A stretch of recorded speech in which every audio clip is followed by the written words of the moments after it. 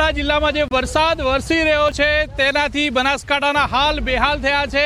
અત્યારે હું છું ધાનેરા તાલુકાના સેરા ગામમાં। પાણી જુઓ તમે, અત્યારે પાણી જે છે તે મારા કમર સુધી પાણી પહોંચી રહ્યું છે। ખેડૂતોના હાલ બેહાલ થયા છે। આપણે દ્રશ્યો બતાવીશ ખેતરના કે આ ખેતરો છે તે અત્યારે જળબંબાકાર થયા છે। આ એ વિસ્તાર છે કે જે વિસ્તારમાં પાણીના તળ 1200 ફૂટે હોવાથી ખેતી નથી કરી શકાતી।